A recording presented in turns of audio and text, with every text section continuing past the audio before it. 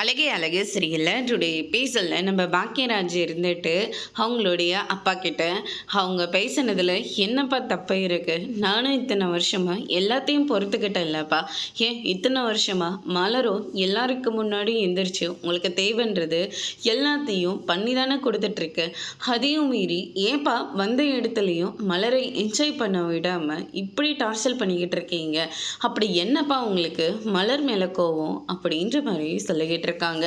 அதுக்கடுத்தது எனக்கு இவ மேலே கோவப்படுறதுக்கும் ஒரு தகுதியும் தகாதரமும் வேண்டாமா அப்படின்ற மாதிரி சொல்லிடுறாங்க.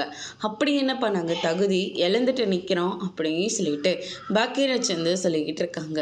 இங்கே பாருப்பா, நானும் கவர்மெண்ட் ஜாப்பில் தான் ஒர்க் பண்ணிகிட்ருக்கேன், அதுவும் பேங்க்கில் ஒர்க் பண்ணிகிட்ருக்கேன், கை நிறைய சம்பாதிக்கிறேன், வெளியே கூட்டிகிட்டு போய் என் பொண்டாட்டி பிள்ளைய சந்தோஷமாக வச்சுக்கணுன்னு எனக்கு மட்டும் ஆசை இருக்காதா, சரி வந்தவங்களும் சந்தோஷமாக இருக்கட்டுமேன்னு சொல்லிட்டு தான் நான் எல்லாத்தையும் கூட்டிகிட்டு வந்தேன், ஆனால் மொத்த பெரியும் என்ஜாய் பண்ண விடாமல் இப்படி இவ்வளோ தூரம் கஷ்டப்படுத்திட்டு இருக்கீங்களே அப்படின்ற மாதிரி சொல்லிக்கிட்டு இருக்காங்க.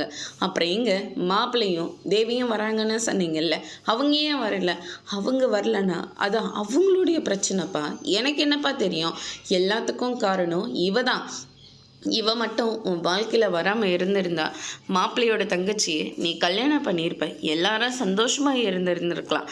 ஆனால் இப்போ பாரு, தேவியும் மாப்பிள்ளையும் வரவே இல்லை, அந்த கோவத்தை தான் நீங்கள் மலர்கிட்ட காட்டுறீங்களான்னு சொல்லிட்டு சும்மாவே கோவப்படுறாங்க நம்ம பாக்கியராஜ். அதோடு இன்னைக்கான பிரம முடிச்சிருக்காங்க.